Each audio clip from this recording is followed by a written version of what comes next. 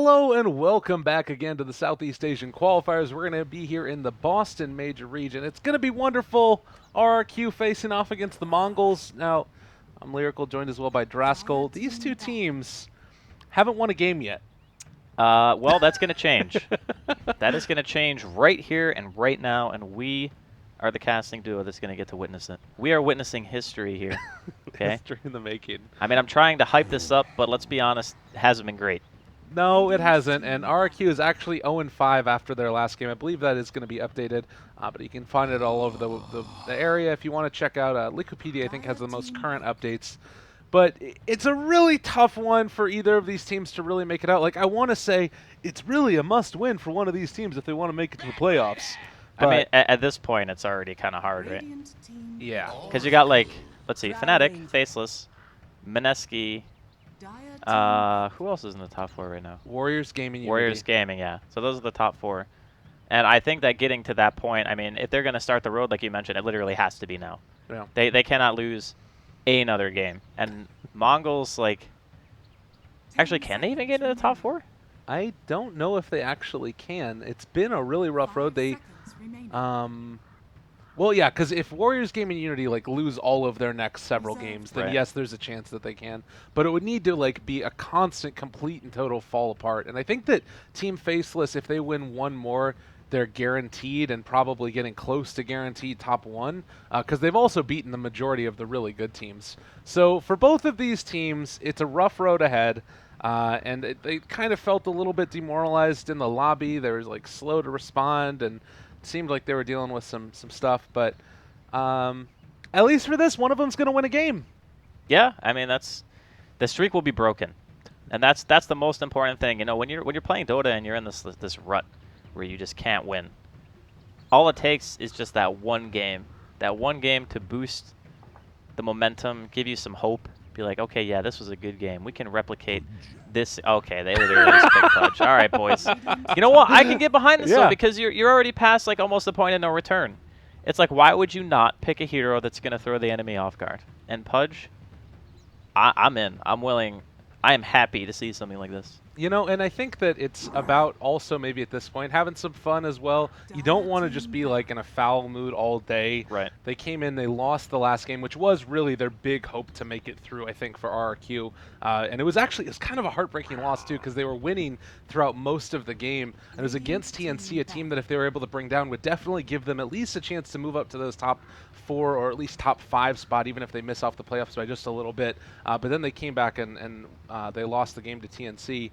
Is Pudge, I mean, regardless of whatever else is happening here, is Pudge a decent hero nowadays? Yeah, he's a good hero, but it's one of those things where before Mirana had Aghanims, remember how like hit or miss the hero could be? If you land arrows, it's a great hero. If you miss your arrows, you were useless. That's kind of how like the perception of Mirana was. Pudge is the same way, but now more extreme. The difference is that he has very good scaling with Flesh Heat. At level 4 now, it's 2.5 strength per kill that you're within 450 radius for. So he scales phenomenally. He has BKB disable. The problem with him is that a lot of the time, if you're just not hitting the hooks, you're not having impact. And there's not really many heroes left in Dota that are so execution heavy. Well, I mean, it's a hero that I want to talk about because all the other ones are fairly standard. IO a little bit weird there out of the 4th pick. Right. But the other little interesting interaction is Batrider hooks as well. So if he lassos onto somebody, Pudge hooks the Batrider, he's coming along for the ride, which is kind of a unique little interesting part of that. Do you think that they're using this as a high ground defense here for RRQ, or is it just like now with the Nyx Assassin, they're going to play very heavy pickoff-oriented Dota? I mean, yeah. I mean, look at the 3 heroes. They're all gankers. The Nyx, Pudge, and Batrider, that's about the most gank-centric lineup you can put together. The only thing they're really lacking is like a true vision hero. Like if they just pick Beastmaster, that would be literally the dream gank team. You'd have Hawk Vision, you'd have an Invis hero, someone who can hook, and Blink Initiator. You'd have pretty much every single form of initiation that you can think of, maybe besides like Clockwork. But yeah, it's very pick-off oriented. That's very aggressive as well. The Nyx is great against OD for obvious reasons. Heavy int gain. Can be strong against Oracle and IO as well.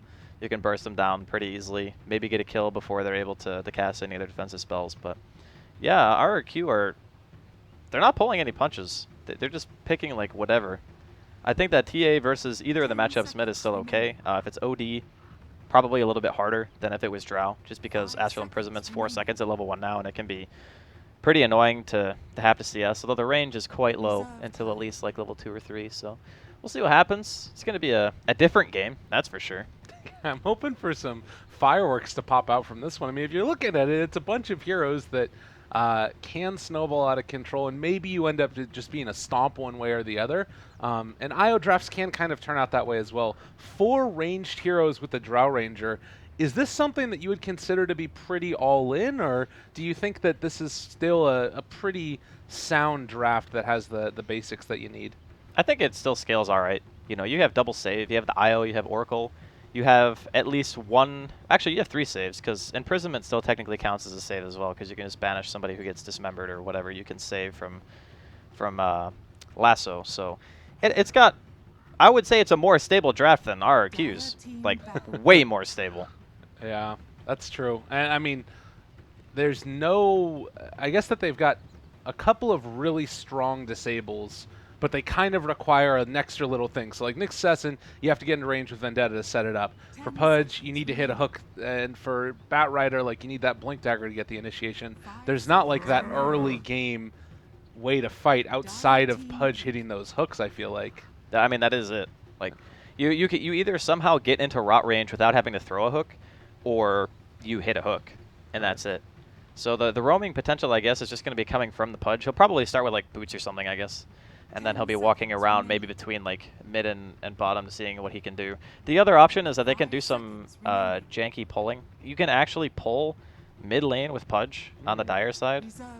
It's pretty hard to do, but you can still do it. I've seen people do it a handful of times in competitive games, but it's like it's not as good as it used to be, where you could like on Radiant completely cut off experience from a couple of waves and just like underlevel the mid super bad. I don't know if they're gonna do that, but you can. Okay.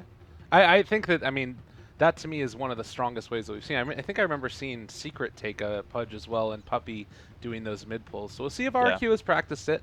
As far as last heroes things that they need, I'm assuming that this is now a Nyx Assassin in the support role, probably with Batrider offlane, so they're going to need a core. God, they really need something with strong... Okay, all right. PL. Has that hero even been picked at all in the C qualifiers? I don't even think it's been picked a single game. In any of the qualifiers, probably. Well, C for sure, but I didn't get a chance to watch like the part of the NA and the EU ones because I was asleep. Oh my god. C schedule for the... Okay, I gotta say Mongolz draft is like way better. Like, RRQ are... Whenever I see their name, I always think Rage Quit because, you know, RQ. So I think this is one of those games where they're just like so done. They're like, all right, whatever. We're just going completely YOLO. Yeah. I mean, PL is kind of just a rough hero in general. You want to go through these predictions with me? So we got player with most D wards by 15 minutes. Most D wards. Probably the Oracle? Yeah, Oracle probably, because IO's not going to spend money on detection, so yeah, that's a good one. Player with least deaths. Least deaths? OD? Or OD. tied? Okay. I'll put money on OD. Sometimes funky things go on with the safe lane. A number of trees destroyed by 30 minutes. 51 to 175. Okay. All right. And then which team will win? Oh, definitely Mongolz. Right. Not even a freaking question. We'll see if we can get 4 out of 4 today. Well, the RRQ squad has definitely picked a bit of a crazy draft. I'm excited to see how it goes, though. You know, there's a lot of interesting things. What is it about PL that's made him just like so, like just bad tier over the past couple whiles? Because there was a long time where he was getting played in the mid role. We saw a lot of PL all over the place. I mean, is he still a decent hero? It's very situational. There's so much in the way of like wave clear nowadays that, for instance, if you pick Sven against Phantom Lancer, the hero just, he doesn't scale well enough. He also needs a little bit of time to farm up like 1 or 2 items, which is kind of the same timing as a Morphling, except when the Morphling hits that timing, he's like infinitely stronger than what the PL actually brings to bear because he can't just delete a hero from the fight straight away. So you need a team that has like no AoE clear at all, which is very rare, and you also need the enemy carry to not like just hard counter you straight up. So he needs to be picked like very late in the draft, which is, you know, 5th pick for RRQ. That's when you should ideally pick him. And the way that things are looking right now is that he's just bottom lane with the Pudge, so they seem to be going some kind of aggro lane against the Drow. It makes more sense because you can throw... Well, actually, no, that doesn't even make sense because throwing Lance is awful for Pudge because it spawns an illusion. So you can't even hook the hero after you throw the Lance. You have to, like, micro the illusion out of the way for the hook to even connect. I don't know. It's really strange. Well, it's going to be a tough one. Yep. If they do land a hook and then you throw the Lance afterwards, that's pretty good because you get, like, double slow action. And, you know, you take a look at this. Drow Ranger not super comfortable walking up to the creep wave. So, I mean, on paper, PL is actually very good against Drow. It's all right against OD. Tidehunter, you can dodge the Ravage and stuff if you're really good with your Doppelganger. I mean, it's not the worst pick in the world, but, you know, we'll see what they're able to do with it. yeah, It's not Bloodseeker, at least. there you go. That hero's been picked a couple of different times in the qualifiers so far, if I'm not mistaken. Kind of hangs out around there, but yeah, off to a decent start, 6-1. I mean, there is still late game answers, but it feels like if they don't have the best wave clear just inherently. OD kills off illusions quickly, but PL spawns them pretty quickly himself. So I think that's okay. I feel like this is going to be a game where Drow has to go for an Ags. I mean, it's either go for an Aghanims or win the game so fast that you don't need one. And Kissy first blood here. Yeah, well, Mongolz trying to find the getaway and might be able to deny himself to neutrals, but first blood is drawn by the PL. Oh my god. Misses the hook. A little unfortunate there. And, well, this is going to be a Clown Town game. Smiley faces abound. He knows. He knows that hook was not great. It's good to see a little bit of lightheartedness in an otherwise somewhat rough situation for both of these teams, as apparently they need a bit of a pause to talk about stuff. This is pretty good, though. There's the double damage and the Pudge. If he lands a hook, he's got level 2, so he has the Rot. Get the slow on top of that, go down there, punch some people. It does a tremendous amount of damage. All right, well, seeing if they can... They don't have a ward either. If he he should have walked up the cliff. I guess it doesn't matter now. A little unfortunate. Yeah, and I mean, they've got a good bit of, you know, sustain in this lane. They'll be able to survive for a while. But I do wonder, as the IO gets more levels, as does the Oracle, if, you know, maybe Mongolz are going to be able to turn this back around. They've got a ton of damage with all these right clickers. Yeah, I think if the Oracle hits 3, that's going to be a big turning point. I'm kind of curious if he's going to put a value point into Fate's Edict, because it's really good when you're like in this oh, nice hook. Yeah, able to find him. A lot of damage being dealt out. Also going to get hit with the Impale, and they do find another kill. Now wrapped around upon. The IO is there as well and takes a couple pot shots. But he will have his bottle for the next engagement, it looks like. Yeah, that's pretty much Pudge in a nutshell. You land the hook, you look like a god, and you're like, oh man, Pudge is such a good hero. But then he throws that other hook that was like way off, and you're just like, okay, what the hell's happening in this game? But that's just the stark contrast that you get with the Pudge. Top lane, Masquerade is taking a little bit of a beating from Koala Man, as... I think he's... never mind, he cracking the stacks. Yeah. Well, they can still do some more extra damage, but Bat Rider getting very deep onto Masquerade is going to die before the Tidehunter. Oh, that was awkward. Well, all right. I mean, he got his man, right? That's what you say. It's like, whatever, I got him. Yeah. Even if you die first. Well, kind of tough to tell how this is going, but RRQ seem to be the ones who are in the lead. Mid-game, is there one team that you're kind of favoring just inherently over the other? Oh, Mongolz. Okay. For sure. They have so many methods of saving. So in the early game, it's a lot harder to save from a Pudge hook because you don't have all the tools available, right? Like, the OD is not there in a team fight to imprison. There's no Fate's Edict because I'm pretty sure the Oracle didn't even have it skilled at that point. He still doesn't. There's no relocate. Like, there's no way to counterplay being hooked at this early stage. If you get hooked, you're pretty much just dead. So as time goes on, it's going to get worse and worse. And speaking of, Jesus Christ, this Bat Rider is aggressive. He doesn't care. He's going to salve back up, start stacking up the Napalm Yo, he's again. dead. Going to go in. No. Oh, his Firefly wore off. Oh, man. Chase continues. They need to get a couple right clicks off onto him, but not wanting to dive for it, I guess. They're just going to keep stacking it and goes for the Flame Break. Is it enough damage? Doesn't look like it. Oh, man. He should have stacked him again with the Napalm before he did that. Bottom lane as well. I think could be a kill here. Yeah, Oracle going to get stunned. Oh, nicely done. Hook back in. Catches onto him. Turn it the around, Pudge. though. The damage being dealt to Pudge. He's going to drop. They'll find the Oracle, but that'll took a little while. And yeah, RQ going to have to back out after the fact as well, another Impale connects onto the IO. He's down to 65 HP, and Doppelganger forward, eats through the trees, finds the kill. The tri-lane's working out, man. The thing with the supports on the side of Mongolz is that they're actually so level starved. They need levels so badly. PL is getting kind of whittled down here. Might be in trouble. Yeah, they have Purifying Flames as well, and oh, nice. Got him. That's the dream. Ooh, 1 second on doppelganger. He's fine. 9 HP. Dude, not even close. It's an easy game. Is that when you question mark? Yeah, that's oh, mid is a question mark. Uh-oh. What's going on here? Retribution. Trying to get away. Ain't gonna happen.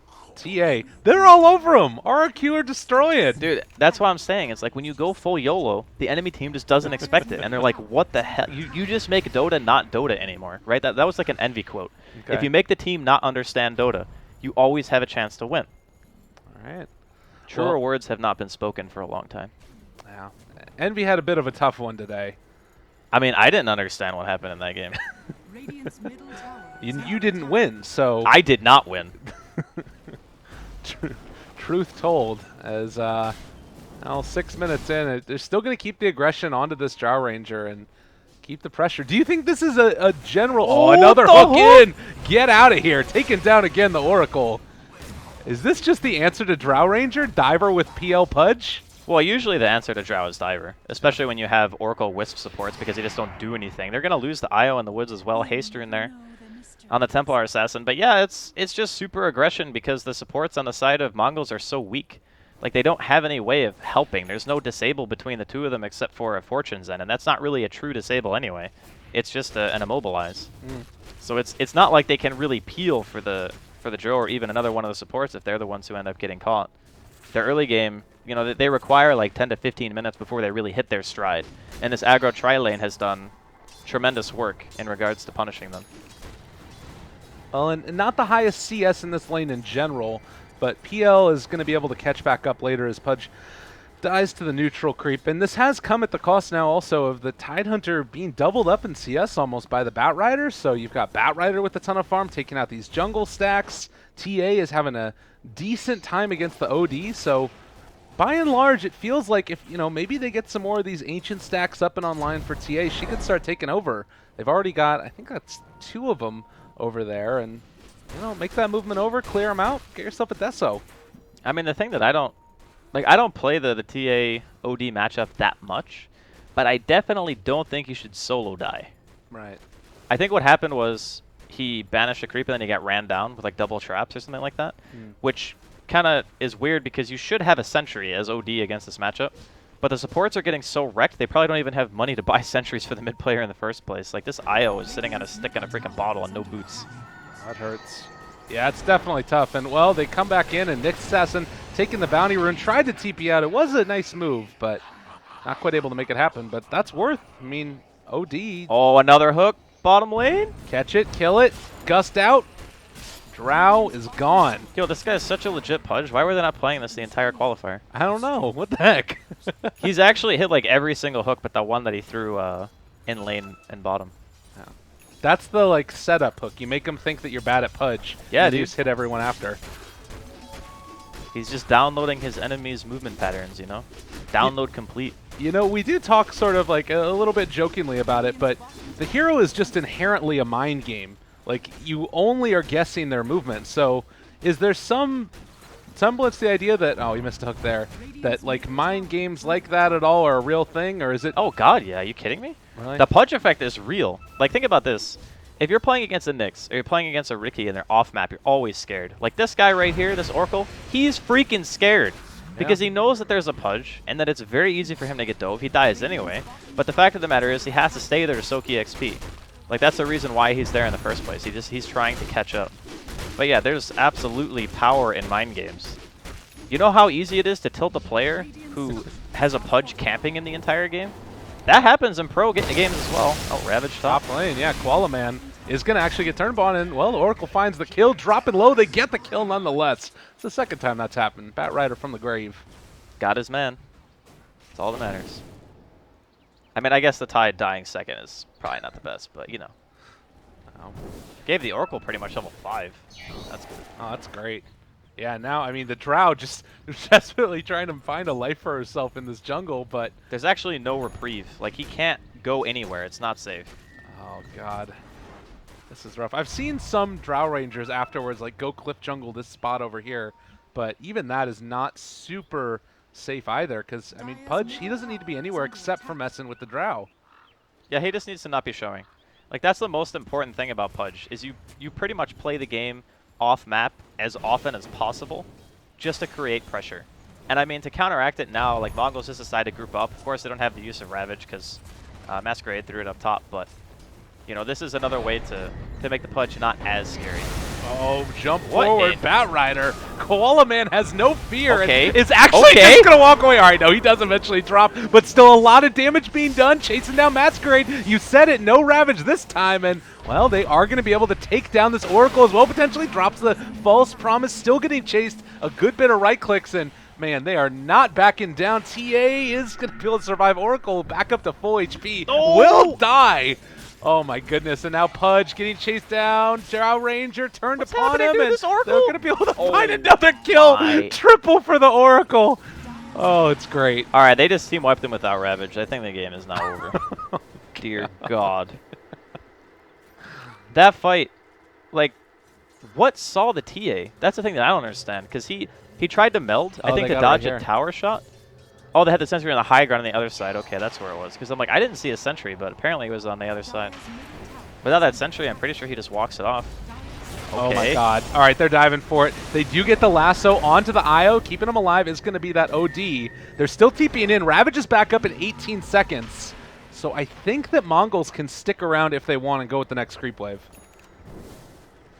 I mean, they're going to have Ravage this time, so that's already a way better chance than they had the first one, and they still team wiped.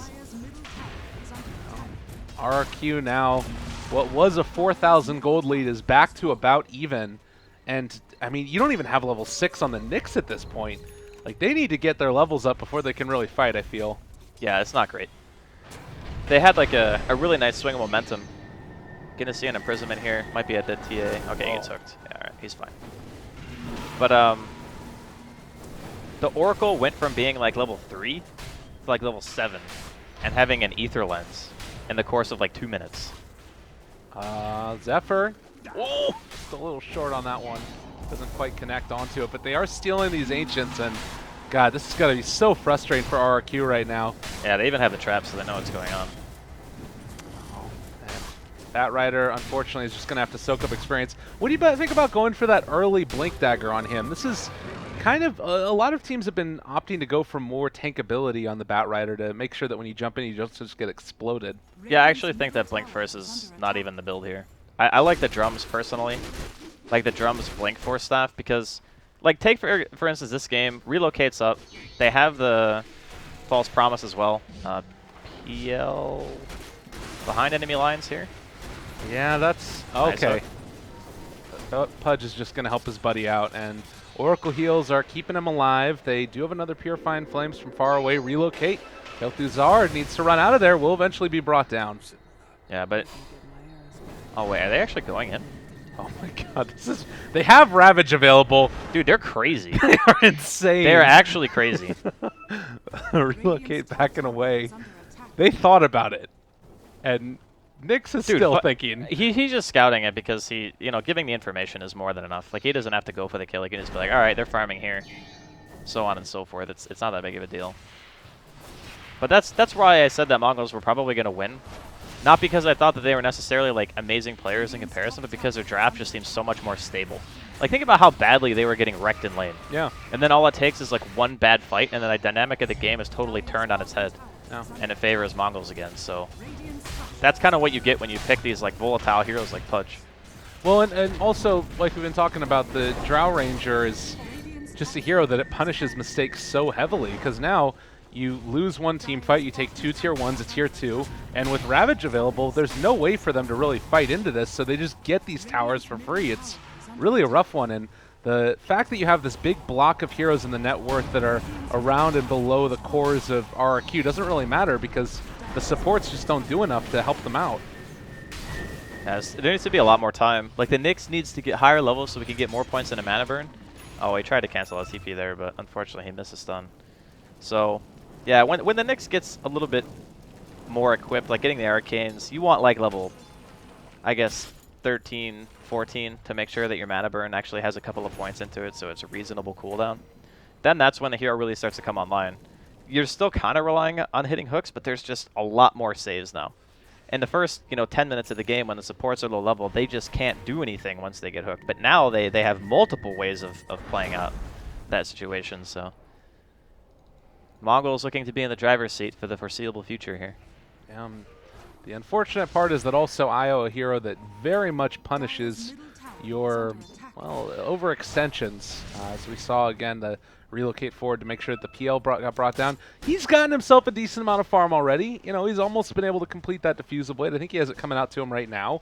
If he starts to get a good amount of farm as well, do you think that Mongolz have what it takes to deal with him? Like, they can save each other pretty well, but can they really deal with the PL? I mean, I think he will reach this kind of critical mass, if you will, because like you mentioned before, they really don't have a great amount of AoE. And maybe that is the point where the Drow starts to contemplate going for an Aghanim's, but I think that the amount of pressure they can apply to towers and how fast they can, establish that map control, it might not matter how farmed the PL is. Yeah. Really what's going to, I think, make or break it for him is if Mongolz try to push and they themselves lose like a really big team fight, then the PL can really get out of hand. But if they're just taking the towers as a group, backing off, doing the Drow strategy thing, I think it's going to be a lot harder for the PL to make his presence be felt. Well, they are chasing down Kel'Thuzad right now, and they do have Ravage available, but yeah, the Flame Break push back. Qualman there to help out his carry. And they do take Roshan in the meantime, so Deso TA does work, and she's almost gotten herself a Blink Dagger. There's a chance here as Qualaman in a little bit of trouble, going to get chased down, and unfortunately no great way to get out of that one. Sanity's Eclipse. Okay. Probably didn't need that, but, kill's a kill at this point. Yeah. Maybe also just wanting to ensure it so they can go for a quick push down mid. Or do you fight into the Aegis on TA, or do you try and play it a little bit more safe? I think you can push. Okay. If the Batrider is alive, they might be a bit more apprehensive about going into the tier 2, but they do have Blink Ravage on the Tide. And they, like I mentioned, they have multiple ultimates and skills to save versus any kind of hook initiation or whatever happens. Alright, this Pudge is like, he was showing in lane with like no HP. Kind of confused. He's trying to bait the relocate so that way they don't hit his tower. Man, that would be some next level shit if it actually worked. Yeah. Well, they don't quite find the Nyx Assassin there, but it looks like they're grouped up again, and I don't know if they really want to try and test for high ground. It feels like that might be a bit too bold with Batrider back up. Yeah, they're not in a hurry. It's only 18 minutes in. Like, they have all the outer tier towers. They can farm for like another 5-10 minutes if they wanted to and still maintain like the same level of lead, if you will, and plus they wouldn't have to be fighting into Aegis at that point. They could wait it out, wait for the next Roshan, take a fight based off that. They do have pretty good mobility around the map with the relocates. They still have Tide Ravage and whatnot, so yeah, I don't think they're necessarily in the biggest hurry to end the game. I think they should realize right now that this movement is coming into their jungle as we see the OD and the IO back out. They have not the greatest offensive vision. Over in the jungle, they see some stuff, as well as the bottom lane over here. There's an observer ward, but you'd love to be able to find a relocate gank potential. Looks like they're just going to head out for a smoke with 3 heroes and see if they can find somebody. Start a fight. Yeah, unpredictability is a really strong tool in games like this. Oh, and well, Pudge, I don't know how that one happens, but they're also maybe going to end up losing the TA. Nice blink away by her. Still fine, but they have the relocate if they want to use it, as well, TA is still going to get controlled. Caught for a moment. Nice smell dodge. But is still going to get chased down, and Astral, she got her refraction charges up. She can still blink, yeah. Now pull back in, up to the high ground. Drow Ranger is up there, left alone, and Nyx Assassin does have stuns coming out. She might just end up going down here, as well, another imprisonment keeps her alive for the moment. TA has another blink in 1 if they want to go for it, and the heal starts to come out now. Keeping that Drow nice and popped off. I mean, that was still a nice play from the Batrider because it forces the rest of Mongolz to stay there. They get some damage on the tier 2. The PL was split pushing that entire time. It's a nice way to kind of draw the game out a little bit. Yeah. Well, and again, they have found Kel'Thuzad, who... Oh, I was going to say, he only has 2 points in the Doppelganger, but looks like the Drow's not going to continue to chase in the fog. she's running low on mana. The Fuser Blade is still a problem. Yeah. It hurts. So for PL, sometimes in the past we would see like hearts get picked up by him. Do you think that this is a game where you try and go for like more Scotty and finding kills in that route, like more damage being dealt, or do you think he just needs to stay alive in the fights? I think Heart's really good this game, actually. Yeah. It's either that or you get a BKB and then you go like Butterfly Scotty or something like that. Because the thing that's really nice about Heart is a lot of PLs nowadays don't naturally build sustain. And Heart just allows you to stay out on the map forever, pretty much. And the bottle is normally enough mana regen to not have to worry about like if you're spamming lances or whatever to push the wave out. So I think it's to me it's a Heart game or a BKB game. It's kind of cool to see these heroes that you don't often see, although I feel like we haven't had a Pudge do anything besides a couple of defensive hooks in the past, I don't know, 7 minutes or something. I mean, that's Pudge. Yeah. I mean, the problem, if they're grouped up all the time and you hook, there's a blink tide. It's like, okay, well, I hooked this, oh god, we're ravaged. Yeah. That's not really an ideal situation for a Pudge. You want to be able to hook somebody in and have the enemy not have a multitude of ways to save them. Like, I love Pudge. I love like playing the hero and watching him too, but after the laning phase breaks down, this hero is not really that strong against what Mongolz have. They have too much mobility, too much team fight. And I guess that also harkens back to the problem that it was a second pick Pudge as opposed to, well, Ravage comes out now. Kel'Thuzad in some trouble, but Doppelganger trying to get himself out of there. They do realize which one is the correct one, and nice. They find the kill in the end. Easy peasy. TP's back. They know Ravage is down. Still have, oh no, Aegis just faded. Okay. Alright. Well, looks like for now Mongols aren't going to test it too much. They could just bring in the Drow now and get some pot damage off onto that tower. But the hook going to miss. TA just backs out. That's a very dangerous situation here for RRQ. I mean, sure, the Ravage is not up, but it's a Drow strat, and she's just hitting your towers right now, and you have no answer. This stuff really hurts. Yeah, and that hook almost connected onto the Drow Ranger, but not quite there. And any amount of damage at this point just feels so strong. And yeah, she is actually going to be going back for that Aghanims now. So kind of has the answer to the PL before he even really became a problem. I think you need both items, though. I think you need Aghanims and Maelstrom in order for it to really be like that effective. Because if you think about it, you're only hitting 3 targets with an Aghanims. Yeah. And the rate at which the PL spawns illusions is so freaking fast that you're not really going to be able to clear them out with just an Ag. So I'm curious to see if he goes back for the Maelstrom into Mjolnir path as well. I mean, we are seeing the PL build into that next survivability item in the heart, so it does feel like that's going to be very necessary. They run into each other again. No Ravage online. Nyx is going to walk forward. Do have a Sentry Ward down already for him, and they do find the Nyx. Misses the Impale.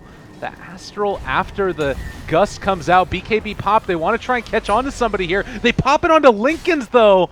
Oh, no. That really hurts. OD's going to survive through that one, and now trying to chase down Zephyr. The jump away from the TA. The chase down bottom is going to be going as Masquerade is left alone, but Zephyr is going to drop, and I don't know if they can find anybody else, but man, that was not the fight that RRQ wanted at all. Yeah, the weaknesses of RRQ's strats are being exposed. They're just way too reliant on landing all of their skill shots. And the Pudge, you know, Zephyr had a really nice start. He landed some clutch hooks. Oh, relocate. Out. Oh, actually gets out. That's really big. Yeah. But it does also feel like this game could just be over in the next couple of minutes, regardless if TA is there or not. This is a hard one for RRQ right now. I wonder if they're still feeling smiley. I mean, I'm sure when you pick Pudge, you kind of just resign yourself to the fact that, all right, in the qualifier, we're probably not in the position where we're going to make it through anyway. Mm-hmm. So we might as well just try to make the best of it and have some fun. It's a fun hero to play. Yeah, it's fair. Well, 24 minutes into it, again, going for their siege of the high ground. We haven't seen anything like a pipe come out yet. Tidehunter is building towards it. But with that Astral getting dropped now onto the TA and with the glyph used, Looks like they're going to be ready to start taking down that tier 3, and then afterwards, like, do you need to wait for an Aegis to really storm high ground? Nah, not if you're Mongols. You don't need to wait. I mean, they might just because, you know, they really want to win. It's a safe play. Oh. Okay, nice hook. Io drop down. They Lasso pull back too. in the Oracle as well. All right, disruption, but he is going to come out of that one pretty far away from himself. Pops the false promise immediately. Ghost Scepter comes out, keeping himself alive. They do destroy that Bat Rider now, and well, looking for a bit more. The Nyx Assassin might just decide to go onto the Oracle here. Pings come out, but they don't go as of yet, and they don't decide to go onto anybody, really. The Ravage Pop counter initiation play catches onto the Pudge. They're going to chase down Kel'Thuzad. They have lost the Drow, though, and Sandy's Eclipse finds another kill. Zephyr drop in, and they are going to have to turn now onto the TA, but she's on top of the OD already. They get the hook, deny. Oh, that's wonderful. But I think TA is now going to take down that OD. A double for her. And just like that, All right. they take it back, make it a game. Yeah, that was not how I saw that fight going at all. Very impressive. I mean, obviously that all kicked off with a hook, right? Yeah. So landing the hook onto the IO, I'm pretty sure he didn't even relocate. So when he revived, I think it was when the fight was kind of winding down. I don't know if he had time. All right, I don't need whatever, man. That's just like one of those things where you just put your hands up in the air and you're like, all right, my bad. Dude, that Nyx is only level 9. Dear Lord. It's been a tough game. Oh, Masquerade. What a beautiful man. Yeah, it definitely feels like, I mean, him and Pudge, they're both hurting a lot for those levels. But TA is getting kind of, not out of control, but she can solo anybody on the Mongolz team. Like, if she finds a good initiation, can they win fights consistently with her? Yeah, it has to be like this double initiation, right? Like Pudge has to hook somebody and the TA also has to go in. Because then it causes confusion. If it's just one form of initiation at a time, it's very easy for Mongols to either, you know, imprison that target, relocate that target, false promise that target, or ravage. But if you're going in on multiple places at the same time, you force them to have to make quick decisions, and that's where you can start to force errors. So I think that the TA is obviously going to be a really big player to look for and just be like, okay, can she kill the Oracle? Because now the Oracle actually has Ghost Scepter, right? Mm-hmm. And the IO, he only has mech, so that pretty much has to be your target most of the time.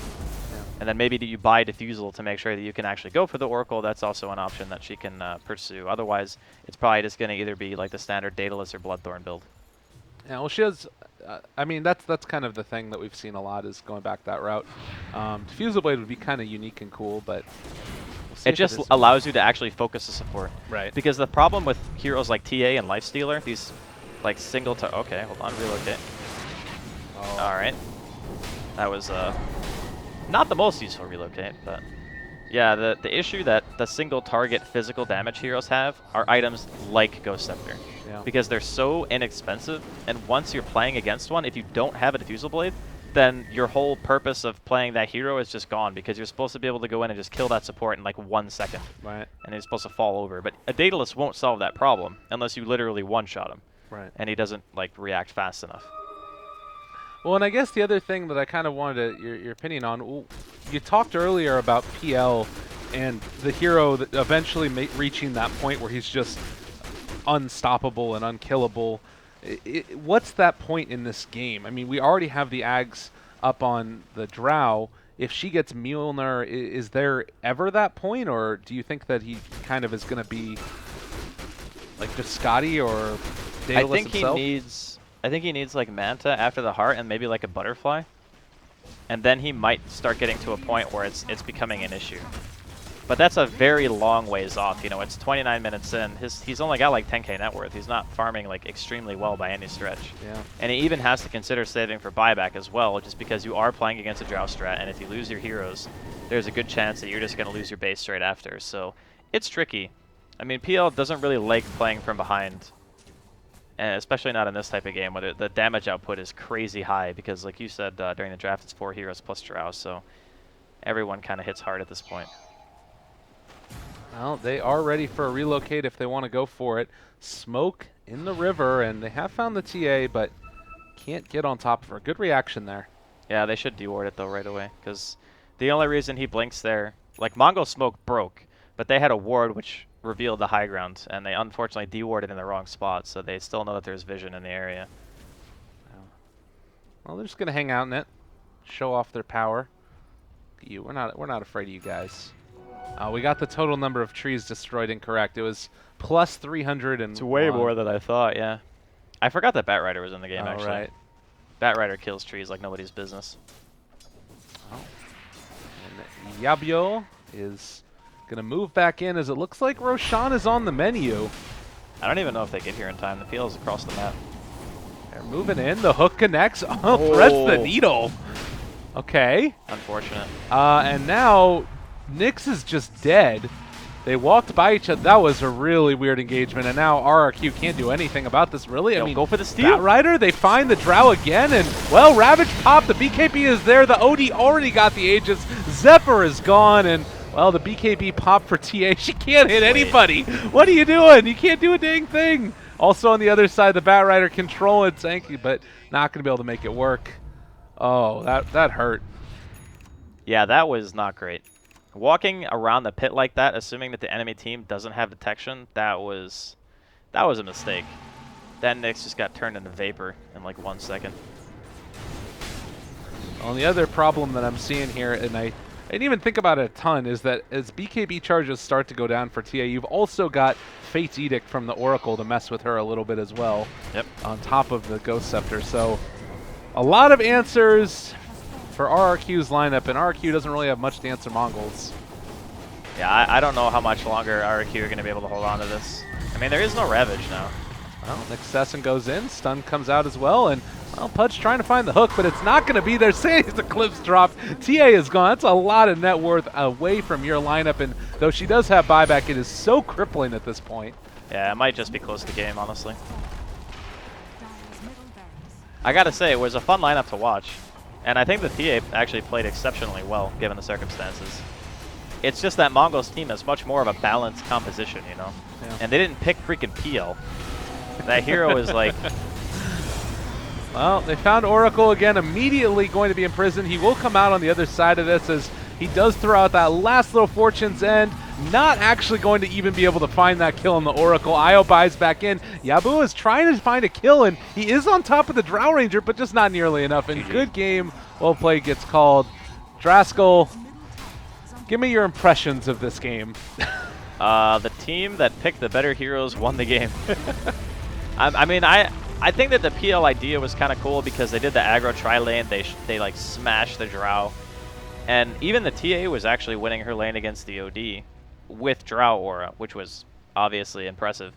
But it's kind of just like we talked about. As soon as the supports get levels, the Pudge just doesn't do anything anymore.